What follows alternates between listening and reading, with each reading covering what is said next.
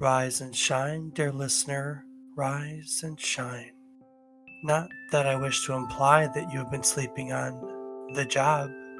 No one is more deserving of a rest, and all the effort in the world would have gone to waste until, well, let's just say your hour has come again. The right man in the wrong place can make all the difference in the world. So wake, dear listener, wake up and get ready to take another trip down memory card lane.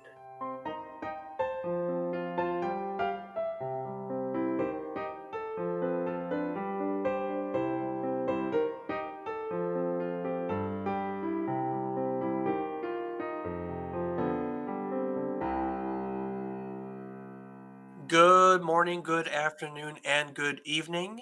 I hope that these words find you well.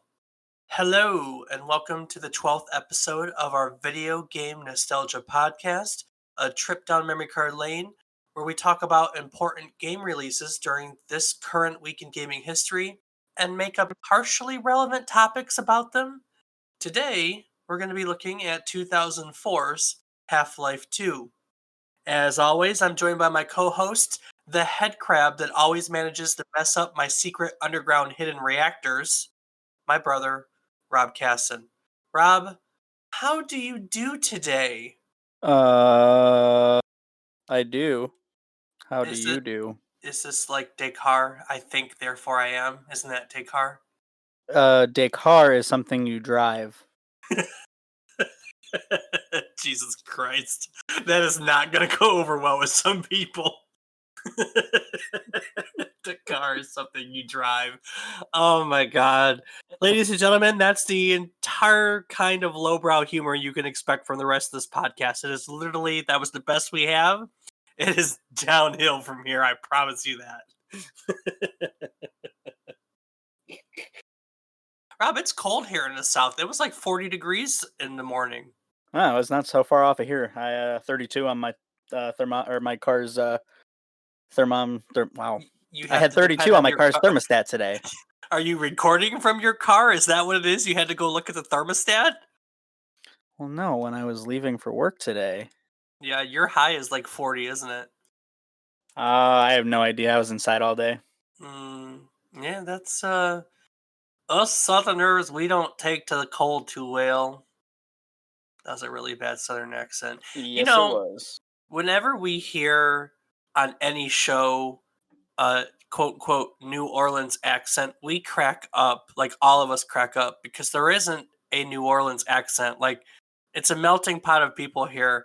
And like every show, they just exaggerate some of them so much, and it's so flippin' hilarious. Well, that's because. Never mind. I don't know. I'm not going there. Yeah, good try. Good try. I was gonna make a Bayou joke, but Down in the that's bayou. Bayou. Down the bayou. It's bayou. The bayou's down by you. Ain't gonna dang everything. Won't talk like this. You know, get this on the camera. You don't want to get this in a boomhauer. That's it. See, I mean that's the thing. Boomhauer's the only one. That's very But true. Boomhauer is the only one. And he makes yeah. perfect sense. Oh, and what was the guy's name from Waterboy? Oh, yeah, I love the Water Boy. I don't remember the name, though. But the swamp guy, I love that guy. Yeah, and then I guess there's home is where you make it. You like to see homos naked. I went for a hike last weekend through a boardwalk that went through a cypress swamp. It was pretty beautiful in the actual swamp. Well, No some of gator. it. No gators. We didn't see any gators. We were looking, but we didn't see any gators. So That's no fun. you know, there's never been one recorded gator attack in the state of Louisiana ever. You know, people. Recorded. That's probably that's probably true. That's probably true. We live near a gator rehab, like a gator ranch. I don't remember what it's called off the top of my head right now, but it's one of the most successful animal rehab facilities in terms of birthing populations, and they've done it with gators. And yeah, you can learn a whole lot of really neat things about gators really close by to us. So Tastes like chicken. I actually have some alligator in my freezer that I've never used to cook. I meant to make like some alligator, I don't know, gumbo or something like that. I just never got around to it. Yeah, I've been trying to get one of my coworkers to make me venison chili for a while. It ain't working. Yeah. Yep. So this week in gaming history, November 16th, 2004, Valve, a name we probably don't hear very much anymore because all they're known for is Steam nowadays. Valve was once a video game publisher. Did you know that they made video games at one time? Yes, I did, Dave. I've actually played a few Valve titles, I believe. Like what? Well, I have played Portals 1 and 2, as well as Team Fortress, Left 4 Dead, and CSGO. But you have omitted the very game we're going to talk about today, haven't you? I sure have, Dave.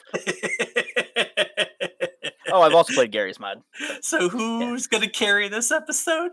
This guy. Hey. I have some knowledge here. That's all right. I actually really enjoy, kind of like a few weeks ago when we did the political episode. I really enjoy opportunities to teach people about things. So today you're going to get schooled on 2004's Half-Life 2. Half-Life 2 has the distinction for being the first game that required Steam to install. Very first one.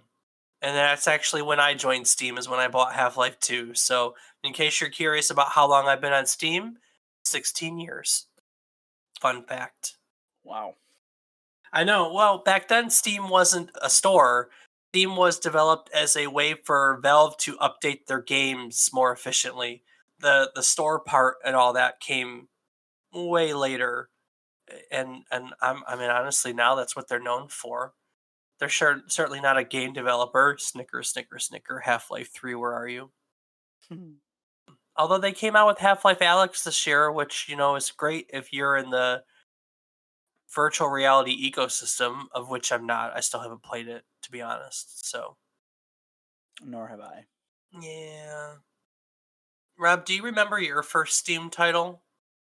Um, I actually had chosen to go to Steam and look at my recent activity list just to see if I could remember.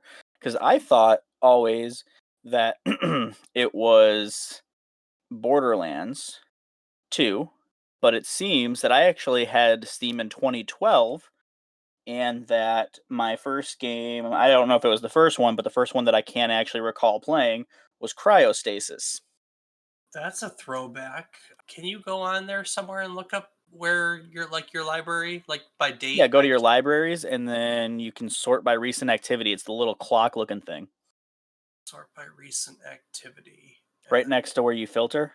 yeah, I see. Hmm. And then there's a whole thing that just says no related activity, and that's where everything else goes in. Yeah, Yep.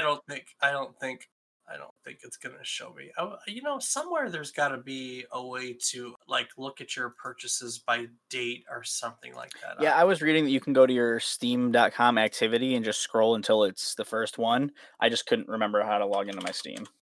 Actually, the first game that I ever played on Steam was Dungeon Defenders, thanks to you. Nice, Yeah, very now that I recall. nice. Because I have a sooner playtime than that by about 6 months from Borderlands 2. I just Cryostasis is in my thing, but it doesn't show a played date, so I must have just watched a playthrough of that and not played it. Yep, so Dungeon Defenders is the first played game I have.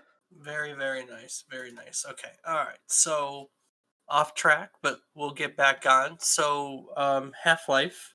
Half-Life is a first-person shooter developed by Valve, in which Gabe Newell, the CEO or president of, I don't know which it is, of Steam, he wanted to develop a game that redefined the first-person shooter genre with advanced physics systems and non-player characters and all that jazz.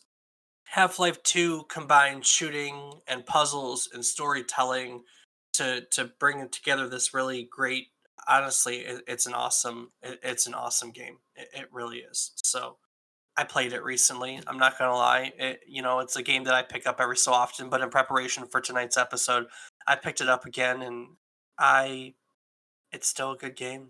I don't know any way to put it. I mean, we'll talk about it throughout the rest of this episode, but it's still an absolutely excellent game. Really, really genuinely is. So, you know, the it just drops you right in. So the first Half-Life, Rob, okay? Hmm. So the plot of the first Half-Life, and the first Half-Life was just as revolutionary. It was one of the earliest games I can remember that dropped you into this just awesome, just dropped you in the middle of a world, like a world that wasn't ours per se. It was pretty great, and I just uh, in the first Half-Life, you're a scientist in Black Mesa, which is a underground facility government. I don't, one of those. Give it whatever moniker you want. And in this facility, all these scientists they accidentally open a portal to a dimension of aliens, and then the aliens attack the facility, and the main scientist Gordon Freeman has to fight through the facility and then enters the portal and then takes care of business, and then the game kind of ends, right? And at the end of the game, you get put into stasis by uh, mysterious G Man. That's all. That's what we call him, the G Man. So now for Half Life Two, the portal being opened at the end of the portal being open, it attracted the attention of what's called the Combine. They're a multi-dimension empire that conquered the Earth in roughly about 7 hours after that portal got opened.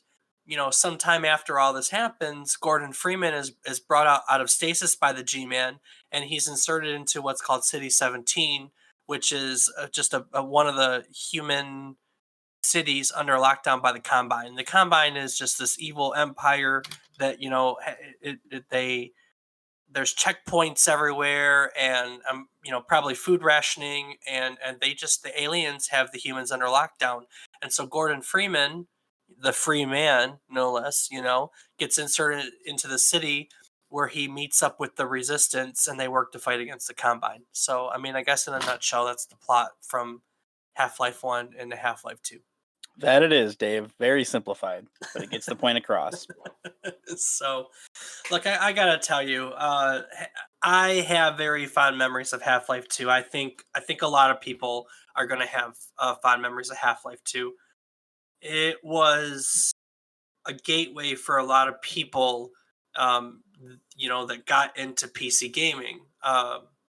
Rob, you said that we played Dungeon Defenders on Steam, correct? Correct. Do you remember? Was there a game, and it may be different from you because you grew up around me and I always had them, but was there a game that you can say, "Hey, this got me into PC gaming"? Like, do you have games in your, Battlefield 1942. there you go. So that was it. So that was the game that you had to play the PC for, huh? That it was, and honestly, it was the start of my love of PC gaming, and to this day, I still love the Battlefield franchise because of it. I think that, and I know I've talked about this before, that current generations don't get the same experience that I think a lot of us had growing up, in that technologically, video games have come a long, long, long way. Okay. Hmm. And with every generation growing up, the technological leaps were massive. When we went, for instance, from 16-bit to, or even 32-bit to 3D, I mean, the advent of Mario 64, that was mind blowing, absolutely mind blowing. And I don't think, and especially this week, right? Because this week we're right in the week, we're a week out of launch of the new Xbox and the new PlayStation 5, right? Xbox Series X and PlayStation 5. So here's the next gen, right in it. Rob, can you tell me, I guess, in the context of the new launch of the titles, what makes this generation of titles so spectacular? No. Do you know what's better about the current next gen systems? I'm assuming better graphics and processing power, but I haven't True. really looked into it because honestly, And and it's not load that big time a deal. and load Oh yeah, times. I'm sure they're using solid state drives so that load time is reduced. But that's exactly my point. My point is like when the Nintendo 64 came out, for instance, we were all floored by 3D graphics. And the PlayStation, when the PlayStation came out and we had a Virtual Fighter and Tekken, I can remember early games where we had polygon graphics. We were floored by the advent of these 3D polygon graphics. And And even with the Xbox 360, I remember seeing the first time the graphics on it, and I even remember mom asking, "Is that really a video game? It looks so realistic." yeah, and I don't I don't know if we're ever going to be able to experience that again. I just don't know if we're ever going to be able to experience that again. Yeah, And I don't know. That's a good point. Never really had thought about it. and the point is that I can think of in my history. I just named Nintendo 64, and I named Tekken and that. I can think of games that were certain games that were game changers. They were games that stick out in my memory as something, as a moment in which things are going to change. And I distinctly remember this being one of them. It was 2004. I was living with my best friend Eric in an apartment just off campus of college at the time, and we had built new computers. Coincidentally, it wasn't related to this, but we had just built new computers, and it, I mean, it was related to this because it was anticipation of stuff like this. But I remember popping the disc in and having to wait for Steam to do its thing, to do its updating, and the initial screen loading up, which is just a like when you start the game, all that loads up is G-Man's face and he's talking to you. And at the time it was photorealistic, and his mouth was moving in sync with the audio. And I just remember standing there like in awe, like with our jaw down, going, holy shit, this is the future of gaming. Like this is it. Like this is the next revolution for us, and this is what we had to look forward to. You know what I mean? Absolutely. And I again, as we go through this podcast, there's a lot of games we're talking about, and there are games that are going to do that. Uh, and I don't know. I don't know if it's my age. I don't know if it's technology. I don't know if it's just where the game industry is going as a whole. But I don't. I don't get the sense of that. I don't get excited for that. I don't. Yeah, the graphics are better, but are the graphics that much better? I don't know. Honestly, I don't have the answers. I just A couple things that I consider with that though is one, we have PCs, so we generally upgrade them. If not, we generally upgrade our PCs not very often, but often enough that we keep up with some pretty top notch graphics, generally much farther ahead than what these consoles have been doing in previous years. So the graphics aren't really anything that are in shock and awe for us. The other thing to consider is that we just don't have the time that we used to when we were younger to play these games. So it might look awesome and it might sound like a great thing, but when you think about, man, am I really going to have time to sit down and play that thing, or is it just going to sit in the corner collecting dust? It really takes away from that shock and awe, that joy, that desire to go and get it first day and play down with the new games, At least in my opinion. yeah, maybe. You might be right about that, but I don't know. And don't get me wrong, I still get excited about games. I'm excited for Cyberpunk, which we should be playing by now, but I do get excited for games, but I just don't get I don't know, I don't get floored. I don't know about that. I get drawn into worlds. Like there's moments, that I think are really awesome. Playing Horizon Zero Dawn recently, there's some pretty awe-inspiring moments in it. I guess that's not true. I guess I do get drawn into moments that are really awesome. But I gotta tell you, so Half Life. Well, you know what? I'll cover that in a little bit. We were talking about the game that got you into PC gaming, right? Right. And I'm not the only one that that has fond memories of Half-Life. When there's a lot of reviews on Steam in which people attribute this game for getting them into PC gaming. So, for instance, Archimist here on Steam writes, the year was 2004. Friends had its series finale, The Apprentice had its premiere, and I, as a young teenager in a small town, spent long winter afternoons at my friend's house playing video games. It was always at his house. He had a shiny new GeForce 6800 compared to my aging Voodoo. PC games never really held much more than a passing fascination for me, since any game worth playing was available on a console, largely Nintendo ones at that. What a fool I was. On Christmas, he received a copy of a computer game he said would change everything. That game was Half-Life 2. That December changed everything. We were the right man in the wrong place. We picked up the can. We learned why we don't go to Ravenholm anymore. We launched barrels into the sky just to watch them fall. My PC had no chance to deal with all the physics calculations, let alone the lighting and particle effects. It ran, at best, 15 frames per second. So I played the whole thing with my friend. Then I upgraded my computer and explored the world of City 17 once more. A few years later, I upgraded again and played again. And then I played Portal and countless others. I upgraded once more and I played more. This game is the reason why I got into PC gaming. This game is the reason why I have experienced the length and breadth of every game I've experienced since. Fast forward 15 years. Friends is the most streamed show on Netflix. The Apprentice is our president, and we will soon revisit City 17 in virtual reality.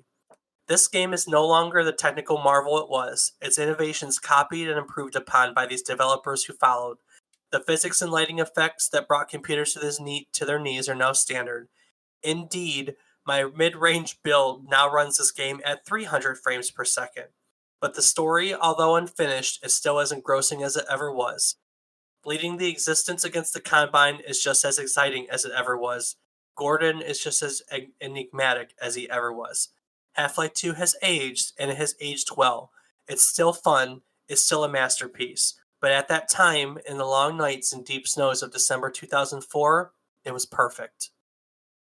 I like that one a lot, honestly. That dude can write, not gonna lie. Hell yes, he can. You want to take the next one? I sent you some of these reviews to get you in the mood, didn't I? Sure, Dave. So Connor on Steam writes, I was 12 years old. My uncle built me a computer. My family didn't have internet, and we booted up Steam at his house, installed Half-Life 2, and checked the box to boot in offline mode. I had an AMD Athlon 64 dual core. It might have been my uncle's old Voodoo GeForce 3. I can't remember. A whole 1 gigabyte of RAM. I also had a 12 gigabyte hard drive and a native CRT. I was ready to play the greatest game of my life. The second I saw G-Man's face was just, I had never seen animations like it. The lip syncing, the loading screens. Here I am 13 years later. 13 years later. I'm 26 with 2 kids. I play the series once a year, as is my tradition, and I will always remember fondly that time with my uncle loading Half-Life 2. Fantastic games and many cherished memories. God, You that know, was okay. I'm sorry, Dave. That was really difficult to read. That guy's all yeah, over the place. yeah. You want to read the next one? Sure. Another user, Smokey, on Steam writes, this was my all-time favorite game. I've been playing games since Mario Brothers on Nintendo. Get episode 1 and 2 if you don't have them. You must. This game is how I got into PC games. I had an Xbox. I wanted internet, so I got the internet. But I was stupid then. I didn't realize I needed a computer to get the internet working. So I bought a computer. I bought this game when I bought a computer because it was giving great reviews, and I remember my uncle telling me how great Half-Life was. I played the entire game at 7 FPS. Sometimes it would hit 15. I thought that was good. I'm not kidding. I had no idea what I was doing then. Then I bought a graphics card. Then I bought RAM, all to play this wonderful game. Then I began to build my own computers. You know, it's funny that these more than one review talks about playing this game at 7 frames per second or 15 frames per second. We wouldn't put up with that kind of shit nowadays, I'm not gonna lie, but I remember back in their early PC gaming days, I was thrilled just to get a game to work on my computer. I didn't give a crap how it ran, and so I can completely relate. I remember playing one of the very first NASCAR game for PC, and it was a trial to get it run on a computer. And then when it finally did run, it didn't run the greatest, but I didn't give a crap because I had this really cool NASCAR 3D game where I could wreck everything running on my computer, you know? Absolutely.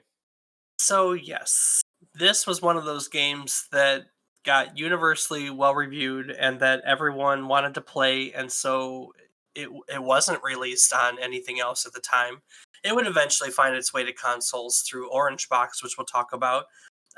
Since you brought up Portal, it'll be a good segue at some point. But at first this was PC only, and things were like that at one point.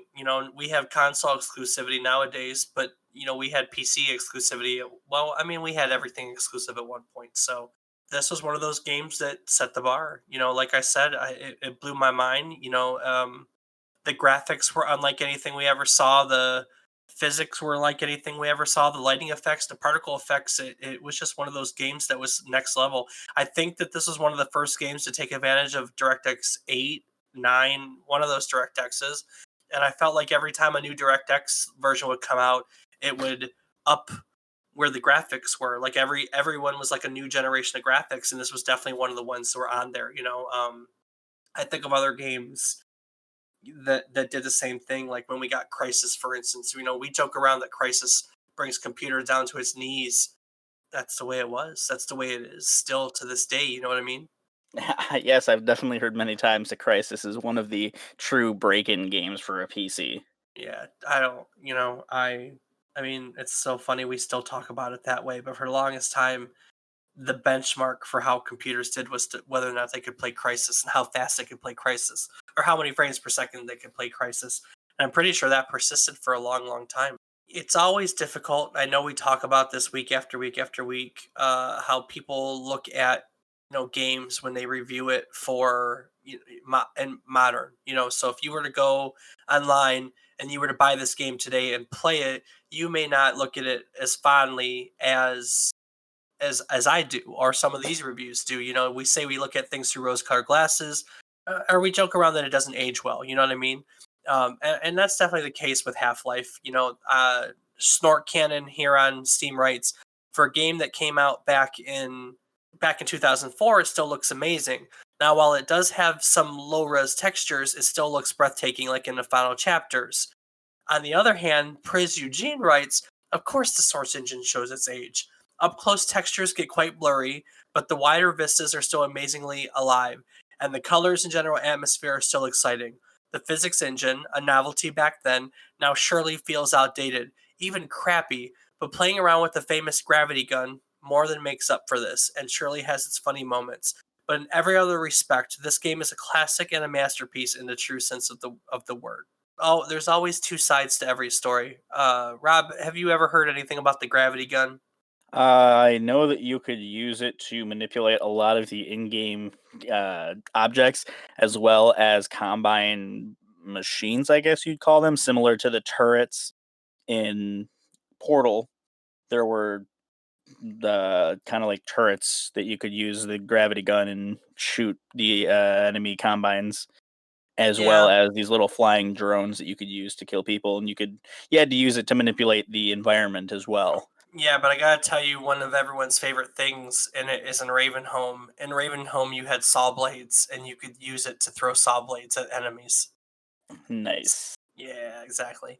Like I gotta tell you, so one of the things, because like I said, I played Half Life. I maybe got through half the game recently. And I'll finish it sometimes after this recording.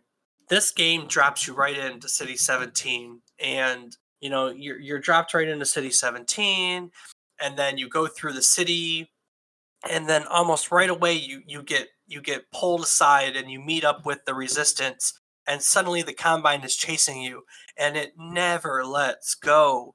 We have all these open world games nowadays, which are a big thing, and stuff like that. And in an open world, you can pace yourself, right? Like you go around and you do things, and then you have your missions and stuff like that. But I don't think there's as many games, and there's first person shooters. I know you got your Call of Duties and stuff like that, but I don't think there's as many games that just drop you in the middle of action and put you on a linear path and don't let go. Like this game is super exciting right from the get go, and for the 6 or 7 hours I played of it, it just is nonstop. It was fun. I don't know. I guess I'm weird that I don't feel like a lot of games are like that right now. Probably because we play so many open world games and stealth games and stuff where you can pace yourself. But this is just like nonstop excitement. You know what I mean? Well, you don't Right. know what I mean, but I'm telling you. Yeah. I'm telling you, you know what I mean? So, and the puzzles, there's these early on. There's puzzles, again they start right from the get go. So there's these creatures that hang from the ceiling and they have this little rope which is their tongue, and if you get caught in it they suck you up to the ceiling and hurt you, and the game puts them in groups of large groups, and the way to get through them is to pick up an item, which again this was novel at the time. You couldn't pick up random items, but in this game you could pick up a barrel and throw it at, so the tongue sucks the barrel up and then it wasn't there for you to get through. And or you could take a flaming barrel and throw a flaming barrel into it and shoot it so it explode and kill them all. You know what I mean? Or there's one part early on where you're driving an airboat, and the airboat you have to get from section to section, and so you have to create ramps. And there's this one really cool puzzle where you have to find floating barrels from a different part of the map and put them underneath this ramp to push it up and hold it up enough for the airboat to be able to create a ramp for the airboat to fly over it. There's a teeter totter early on where you have to pick up cinder blocks and put cinder blocks on one side so it creates a ramp so you can get up to the other side of the room. And I know that these sound boring because they're the type of things that you can find in a lot of games nowadays, but there was nothing, and I literally mean that there was nothing like it at the time. Period. There's nothing else to say about it. It was just awesome. I I don't know any other way to put it. We didn't have physics. We didn't have physics. We really didn't have physics until that point. We didn't have physics, narrative immersion. There weren't a lot of games that dropped you in. I'm not saying they didn't exist. There were a lot of great games with great narratives, but there was just something so next level about City 17 and the world building and getting dropped right into it. And it had great level transitions. Like it would transition between levels from a door to another. It had vehicles. I just said the airboat. It's one of the earliest games I can remember with an airboat. And a dune buggy. There's a dune buggy at some point, and just these were, I don't know, man. These were things that we didn't have before then. It was awesome. It was awesome. That's all I can say about it. Is it was awesome. All right. So, Rob, I've been talking about, how Half Life was just such a freaking revolutionary game, and we're in 2004. And then 3 years later, they re released it with some of the games you were talking about on the consoles and the PC in the orange box. Did you ever own the orange box? I did, yes, for But you, Xbox but you 360. didn't, but you didn't end up playing the Half Lives. Honestly, you played everything else that was in the box. Yes, that is correct. Okay. All right. So let's start with the easy one. No, I'm just gonna the easy one. Team Fortress 2. You a Team Fortress 2 fan? It's an enjoyable game, yes. Did you play a lot of it? Not a whole lot, no. I played a few games. It was enjoyable, but none of my friends really played, and that kind of game is definitely more fun when you have people that you know. You never got into hats? No, can't say I did. I remember that was like the earliest cosmetic item deal that was a big deal that I can remember was hats in Team Fortress 2. And then people started paying ridiculous money for hats in a video game. I think at one point Team Fortress 2 was like the most played game on Steam for a long time, honestly. That was a really good game. But moving away from Team Fortress 2, I'm going to assume that you spent a lot of time on Portal. That I did. Yeah, you a Portal fan?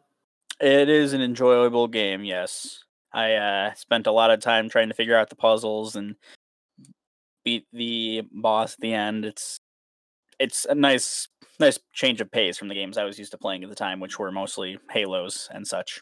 I remember that. Hey, not Halo. Well, Halo blew my mind, but Portal was God, something else. I mean, to have to wrap your head around it. You know what I mean?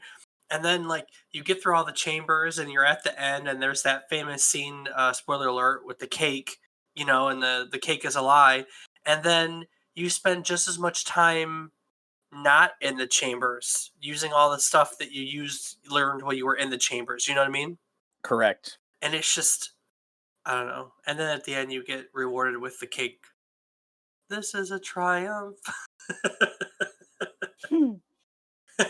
The cake is a lie, Dave. I'm writing a note here. Huge success. I just remember that. That was the Portal. Portal was an awesome experience. And then, of course, a few years later, we got Portal 2, which gave it to us in multiplayer. And I want a Portal 3. There is no Portal 3 in development, just like we need a Half Life 3.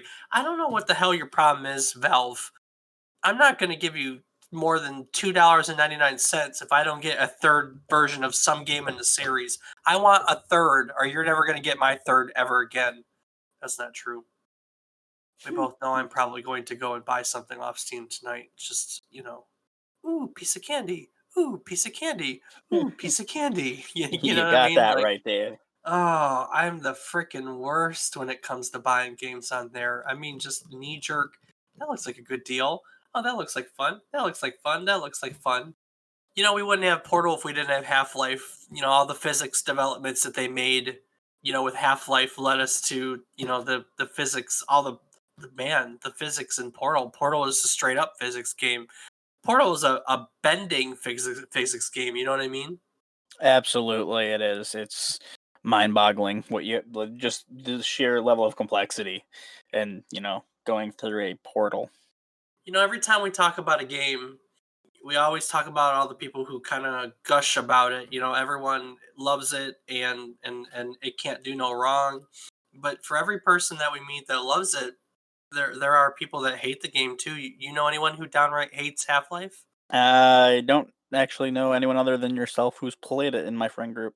I'm sure that they have, but none of them really talked much about it, so I don't know their feelings. Man, this might be one of those games that is a straight up generation gap. Then because by the time you guys got into gaming, I don't know if I don't think we ever really gave you a reason to play it. It doesn't fit anywhere. It's not like the Half Life series has, without a third one to bring it back into the gaming zeitgeist. There's no reason to go back and play the second one or the first one.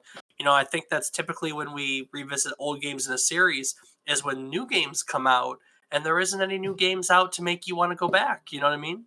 Absolutely, yes. I mean, obviously, if Valve would do their job, and obviously, if Valve would do what they're supposed to do and make Half Life 3, then maybe there would be a reason. And I mean, we did get Half Life Alex this year, which is a prequel to them. But I mean, it's virtual reality, and virtual reality isn't mainstream adopted yet. And so there's going to be a lot of people who probably won't play that until it gets. I will tell you though, the Half Life Alex is awesome. I mean, like the reviews for it are great. I've heard nothing but good things. We talk about Half Life 2 in the context of something that's changed technology, and supposedly Half Life Alex is a game that is setting a new standard for VR immersion and that technology. So we may not be a part of it, but Valve is still working on games that are pushing the boundaries of technology, and apparently Half Life Alex is one of those such games, just not part of a technology that we all take part in yet. So that's kind of fun. That it is, Dave. Thank you, Rob. I really appreciate that. Like I was saying, for every person we meet that's in love with game, we meet a person that's not in love with game. And I wanted to draw everyone's attention to this review on Steam from Election Hacker, who writes about Half Life 2. And he writes, I love Valve games, but this game is seriously overrated. I don't know why it's the top scoring game on Metacritic. Number one, generic story. There is nothing interesting in the story. It is neither intellectually stimulating nor particularly lore rich. The world is immensely lacking in depth. Compared to some games like Bioshock Infinite, this game's story, atmosphere, and immersion are laughable. Okay, fine. let me address that. There's a lot of time in between Half-Life and BioShock Infinite. BioShock Infinite was what, 2009, 10, 11, 12? I don't know, somewhere in there. The whole narrative industry had gone so far.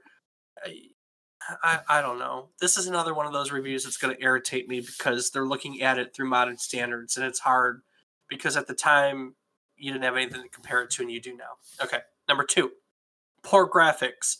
Of course, by today's standard, the graphics are incredibly wanting, but I'd argue that even back in the day, this game didn't have good graphics. In 2004, we had games like Halo 2 and Grand Theft Auto San Andreas that had graphics at least on par, if not better than Half-Life 2.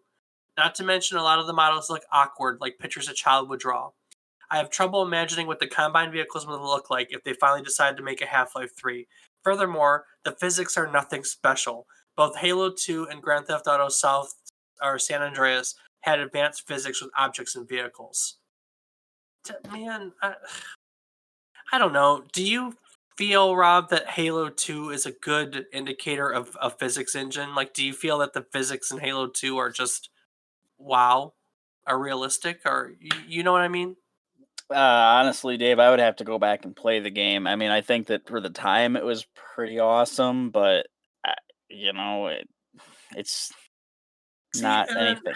maybe Grand Uh, Theft Auto, right? Grand Theft Auto San Andreas. You did play Grand Theft Auto San Andreas. I know you did. So what about that? Do you feel like that has good physics? I feel it did a great job. I can't really, off the top of my head, think of anything that it was breaking, other than obviously using cheat codes. I remember many times using a cheat code to fly a tank. I kid you not. I think we've talked about that once before. We have, yeah, we have. We definitely have. When we talked about, I don't even know. Oh, books. We talked about those little books that had all the cheat codes in them one time. Ah, yep, that's right. So, I mean, I don't. It was a phenomenal game, yes, but it's not mind-boggling. I don't think it was anything special I guess Halo comparatively. The 2. other games in the day were, on the same par, I feel. Yeah, I guess Halo 2 had decent physics because you had the sticky grenades that you could throw everywhere. And Grand Theft Auto did too, but man, I don't know. Half-Life 2 just did something with it. Like the physics are literally part of the gameplay. And that's like I'm not saying that it's not in Halo, but you're not using weights to solve puzzles or floating barrels to solve puzzles or you're not I don't know. You're not manipulating gravity to solve puzzles. Like, yeah, they had it, but they weren't integral to the gameplay. And so I don't know if that's an apt comparison. All right, moving on. Number 3, bland characters. Even ignoring the ever silent Gordon, we know almost nothing about the other main characters. Oh wait, there are only 4 main characters in this game. The G-Man, the Doctor, Alex, and her father. None of them are particularly memorable. And yet he can name all 4 of them. So, so unmemorable that he can name all the people. Number 4, very average gameplay. There is nothing deep to it. Just run around grabbing health packs and ammo and shoot everywhere. The gameplay is probably more simple than Call of Duty's. At least in Call of Duty, there are some tactics involving grenades and flanking. Not at this game. You just go head on and kill everything in your way, with the exception of the occasional puzzle that doesn't really contribute to the story but just extends the length of this game. Jesus Christ, this guy doesn't give any credit where credit's due, does he? Not at all. And then he goes on to say, I really don't see how this is the top rated game on Metacritic. Don't get me wrong, it's still a decent game, and back in the day it was probably among the best. But nowhere is this close to the best game of all time. This is laughable. Recently, I have played a game called Serious Sam 3, and believe it or not, it felt more or less like Half-Life 2 with modern graphics and a more humorous tone. Nowhere is Serious Sam close to the best game ever, and nowhere is Half-Life 2 close to the best game ever. Even by 2004 standards, I would rate Half-Life 2 at 8 or 8.5 at best. Jesus Christ. I like how he compares Serious Sam is an arcade shooter. It's literally just running around shooting everything. Lots of enemies, big giant enemies, big guns, big enemies. It's just literally just a shoot fest. It to put these in the same fucking category with one another, to say Serious Sam, that just makes me fucking angry. No. This dude gives no credit where credit's due. This game, I don't know. Maybe it's rose-colored glasses, but in 2004 I was 20. It's not like I was a baby at the time. You know what I mean? Like I'm not looking at this like I was a. I mean, well, 20 is still a formula to time. I wasn't a child. It's not like I was 6 years old going, "Wow, that's the coolest thing ever." You know? Yeah, yeah, you're right. You were old enough to have quite a grasp on And had games. and had 20 years of games under my belt. Well, I mean, let's say I don't know, 17 years of games under my belts. I don't know when I played video games. You know what I mean? I don't know. Yeah, I couldn't tell you. Well, Half-Life 2 is not the best game on Steam or Metacritic anymore. It's rated number 23 of all time, and IGN did a list of top 100 games that they keep going, and it's number 8. So no one sees it as the best game of all time. You know, hey Rob, fun fact, next week we're going to be talking about a game that is on top of at least one of those lists. Did you know that? No, I did not. Mhm. But Half-Life 2, I think Half-Life 2 was special in a lot of ways. Not only was it a really nice game, that a lot of people enjoyed, but for a lot of us, it introduced us to Steam. Steam may have just been a way to update games. Half-Life may have been the first game to requirement, but before Steam, Valve was just an indie studio that was, successful with Half-Life, and then Half-Life 2 came out and it really put Valve on the map with Steam, and then we got a storefront. You know what I mean? And the rest is history. Steam is now, if I'm not mistaken, the largest digital distributor of games in the entire world. I I would mean, not be surprised to find that out if no that is one, factually correct. no one.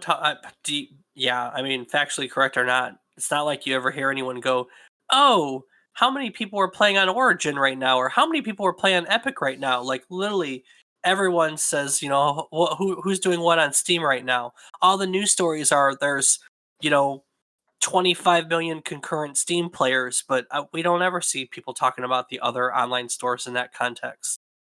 And let's be honest, there are other online stores, Blizzard and Bethesda and Epic and Origin and Xbox, and all of them get compared to the golden standard that is Steam. You know what I mean? Yes, Dave, that is a fair point. So, we briefly talked about Half-Life Alex. Half-Life Alex is a prequel to Half-Life 2. It's set somewhere between the first and second games. And like I said, it's being reviewed. People are calling it the best game of the year. At some point I'll adopt virtual reality and play it, but it is a new technological standard for VR games. Um, I find it really fascinating that even still, Valve is still releasing games that are on the cutting edge of gaming technology. It's said that during the development of Half-Life 2, that Gabe Newell pretty much gave the development team a blank check and said, "Look, I want a game that's going to be the cutting edge, because if you're not working on a game that's not going to be the greatest thing ever, what's the point of working on it?" You know what I mean? Right. And so we're what, 16 years later and waiting for. I mean, we may have got Half-Life Alex, but we're wait. I mean, look, Half-Life 3 has become the running joke of the industry, has it not? It absolutely has. At one point we start. There's a term called vaporware. Do you know what vaporware is? Doesn't sound familiar, no. So vaporware are games that were like talked about slash announced and then never materialize. So for the longest time, the vaporware in the industry was Duke Nukem, because after Duke Nukem 3D, they always talked about a new Duke Nukem game, and until like mid 2000s, we never got it. I think there was like 13, 14, 15, 16 years between Duke Nukem games, and now here we are at 16 years for Half-Life 3, and we don't even have anything about Half-Life 3. We have nothing. No announcement, no date, no teaser, no anything, We all got excited hoping we were getting Half-Life 3, and we got Half-Life Alex. I mean, hell, for all we know, Half-Life Alex was Half-Life 3 at one point, and they just decided to redo it for VR and that, but I don't know, man. It's been 16 years and we have an unfinished story, and it's a good story. There better be a damn good reason why we don't have Half-Life 3 now. A damn good reason. What do you think? Yeah, I don't know. I mean, I haven't played the game. I don't know a whole lot about it, obviously, but I do know that it has always been a growing meme that Half-Life 3 confirmed. I know there was a couple years where that was pretty Yeah. heavily said in college. Half-Life 3 confirmed is all that was said. Yeah. Right on. I don't know.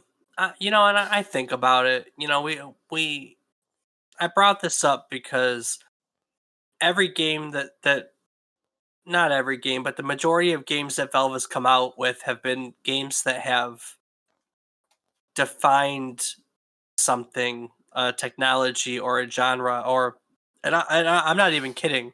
Think about all the success Valve has had, right?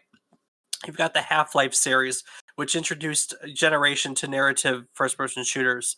You've got Team Fortress 2, which was one of the first successful games that had a cosmetic model and made a ton of money on cosmetics. It's got Steam, the largest digital distribution network in the world. You got Portal. Portal was mind blowing in terms of a physics, puzzle for puzzle game. Period. Left 4 Dead, right? Left 4 Dead arguably started. It was the first four-person co-op game, if I'm not mistaken. That's a huge genre nowadays, and Left 4 Dead is where it all began. I mean, Valve has just had hit after hit after hit, and each of those games has been a technological marvel or has laid the groundwork of a whole genre of games.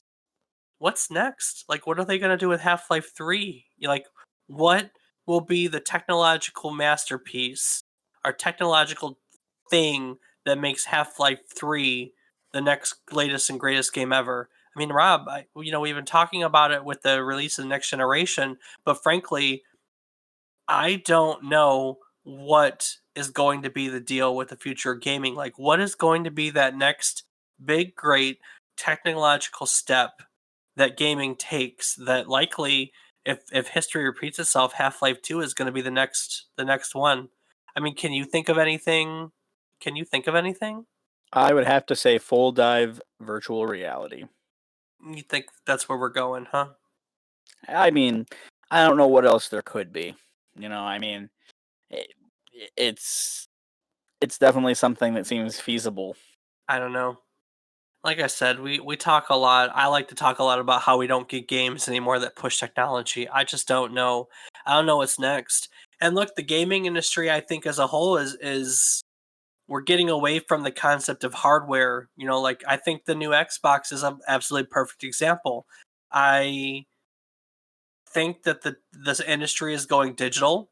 I think that Microsoft's future is in the Game Pass and the concept of games as a service, and that the console won't be the important thing moving forward because we're going to get to a point where they're going to run all the computing stuff in a computer center in the middle of nowhere and stream it to us with no lag input whatsoever.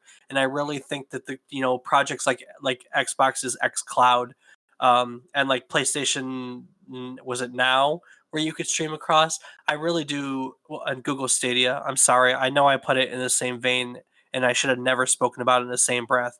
But technologically, it is the same concept. But I think these games as a streaming service is largely where the industry's going. Frankly, I don't know. I don't think technology moves as fast as it used to. Didn't y'all prove me wrong with that with Moore's Law, though? Didn't someone prove me wrong that Moore's Law is still applicable? Didn't we cover that? Yes, that is Yeah, correct. I think I was proved wrong. I don't know, man. I don't know. You got any thoughts on the matter? I do not know. I mean, obviously, I said I think the technology is moving towards deep full dive, but that's just speculation. Obviously, there's nothing to point towards that's a thing. But the development with VR can only go so far at this point until you want to be more immersed in the game. You have to be able to incorporate body motion. And with body motion, you have to figure out a way to have that motion translated into the game, but you might not have necessarily all the space to do so. So you have to find a technology that will allow a reduced space to allow that to happen, which, who knows? They have the they have the prosthetics that can be controlled through the brain. It's not so far off to believe that that couldn't be used to control something in a video game. Yeah, Rob, you're really crackly for some reason. It's probably just my voice, Dave. Nah, it's something recording wise. Huh? Well, Rob, if it wasn't obvious, you should go play Half Life. I do agree with some people that the graphics are not as mind blowing as they used to be. I don't think that they age to the point where they're bad. I think that in fact they are right in line with games that maybe aren't AAA titles nowadays, which I think says a lot about the game and that it was probably years and years and years ahead of its competition. And we're just now catching up to the point where it's kind of in the middle ground with everyone else. But um, yeah, drops you right into the action, doesn't let you go. I think it's well worth a play. It's all you young whippersnappers out there, highly recommended. It's definitely worth playing through. And look, you can go back and play the first one because someone did a fan the Black Mesa. They completely remade the original game in the current source engine, so the graphics are on par with all the new stuff too. So you can go back and play the whole series, all the main games. Oh, definitely have to give that a check. It's only about 8 to 10. It's probably a 10-hour investment. It's not the longest game ever. It's worth playing through. You can sit down in 2 sittings and get it done. And at the very least, you can throw saw blades around and chop zombies' heads off. Sounds like fun to me. It is a lot more fun. It is a lot more fun. Do you have any other questions about Half Life? Anything that maybe I didn't clarify? Well, in my small amount of research, I did come across something known as the Cabal process. Do you happen to know anything about that? What's the Cabal process? I was hoping you could explain it a little better than I could. Do you have no idea about it? No, am I supposed to remember it? Is it from the game? No, it's about the creation of the game. It's essentially the process that Valve developed for creation of this game, for the development of the game, in which, as opposed to having a lead developer, a lead game designer, the game was broken up into teams that consisted of 3 engineers, a level designer, a writer, and an animator, each having responsibilities. And at first, the company was worried that it would cause a lot of issues and that people's egos would get in the way. But they found that it actually was energizing for them because a lot of the people were tired of working in isolation and having no communication with the other groups. And they found that the results were designs of consistent level of polish. That's So fascinating. it's actually a pretty interesting method. And honestly, I'm surprised that not more is known about it. I mean, I tried looking into more of it after I learned about it, and the only thing that ever mentions is the only thing that ever mentions the Cabal process is Half Life Two. Didn't they, if I remember correctly, I think that they started using it on the first one. Yeah, so they started the Cabal process with the first Half Life and they carried it over into just about every game after that. Well, I don't know about that, but at least through the Half Life series. That's really fascinating. I'd forgotten all about that, and I think that that's really neat. The concept of breaking into little groups like that is very, very neat. That's a good one, Rob. Look at you out researching me a little bit. Woo! Heck yeah. Ready for the gaming question of the week? Hit me with it. I got two of them actually. Ooh. All right, first one. Do you prefer co-op or PvP? I would have to say I prefer co-op mostly because I am trash, and although I do love the competitive spirit, I also hate losing. That's true. Me too. I'm trash at player versus player. I'm trash. Just straight up trash. I don't care enough to be competitive. It's a flaw when it comes to competitive gaming in a lot of ways because I maybe don't take it seriously. But I just it's a game. It's a freaking game. It's a game. God, oh, now I'm gonna get more worked up telling people that it's a game. than I am about the game itself. You know what I mean? Mm-hmm. All right, second question. What is the longest amount of time that you think that you've played games nonstop? Hmm. That is a tough one. Mhm. I'd have to say it's somewhere between 12 and 14 hours. Nice. What about yours? I'm trying to think if I ever did a 24-hour run. I don't know if I did. I can tell you that there have been some times I've easily done 18 to 20 hours easily. Uh, you know, just games I'm super excited for, sitting my butt in a chair and playing all day. I have no doubt I've done 18 to 20 hours. Yep, I'm a loser. Oh well, video games. No shame in that. Well, I think that about does it for Half-Life. Rob, anything that you want to add before we wrap I've up the said all episode? that I have. That's it? That's all you had for That's it. today? Sure is. I have my one good piece of research. Well, speaking of research, Rob, if any of our listeners would like to do their own research and find some of the notes to our show where they could find links to all the sources we use, where would they go? Well, Dave, it's great that you asked and you described where all those things can be found. So everything that Dave mentioned can be found at memorycardlane.com.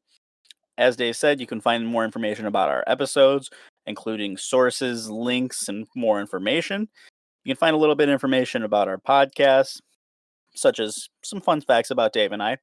Fun fact about me, I'm a huge procrastinator. Just got to keep that out there. You'll also find links to our Discord and our Patreon, and as well, you can find links to our social media. Dave, what's your social media? I'm on Twitter at David_is_wrong, where I tweet things that are wrong because I'm wrong all the time. That's it. Everyone tells me I'm wrong. Might as well live the mantra. That's Well, it. Dave, you might normally be wrong, but you're right about being wrong. Mm-hmm. Man, that that's a conundrum. Isn't that a paradox? Wibbly wobbly. What about you? Where are you on social media these days?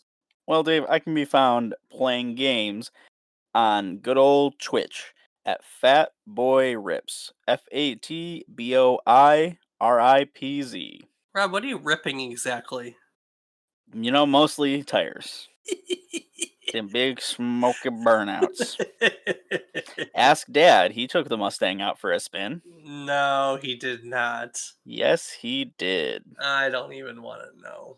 No, really, I don't want to know that. Mm-mm. Mm-mm. It's not nearly as bad as you think. I'm sure. Ripping tires. Yeah, because that's exactly what you're ripping, you young whippersnapper. Ripper snapper. Well, I think that'll do it for another episode. Rob, why don't you thank the people like you normally do? Well, Dave, like you said, I want to thank everyone for listening. It means a lot to us. We hope you're enjoying it. We hope you continue to enjoy it. We hope you continue listening. We hope you get involved. We hope for a lot of things, but at the end of the day, we just got to say thank you for listening. What Dave? were we always told running growing up when we wanted things? If you want in one hand and then shit in the other, which one's gonna get full first? Remember that? No, I can't say that I do. That was a famous dad thing. If I said I'd want something, Dad would say, "Well, you can want in one hand and shit in the other, but I guarantee only one of those is gonna get full," or something along those lines. He must have stopped that with you and Chrissy. Yeah, probably. I guess old age makes you mellow. Right, you are. I don't know, Well, Dave, does it? yeah, I don't know if it does either. All right, well, Rob, next week we're going to continue our trend of looking at some of the best games of all time, like we did this week, as we go all the way back to 1998, and we delve into one of the games that's completely changed the way that gamers look at 3D combat and exploration. It's hard to find any modern 3D gaming mechanic that doesn't borrow influence from next week's title, which is 1998's Legend of Zelda Ocarina of Time. Rob, you're a fan of Ocarina of Time, are you not? That I am, Dave. Put I have put a good amount of hours into it, So you're mostly because of the water temple. so you're going to have some things to talk about next week? Well, considering though currently in the middle of a playthrough, I should have at least a couple of things to talk about. So you're going to write next week's episode, right? We'll see. All right. Well, we're going to solve some puzzles across time and look at all the reasons why Ocarina of Time is, in fact, rated as one of the best games of all time. So join us again next week as we take another trip down memory card lane. Bidi ba ba ba ba ooh, ah.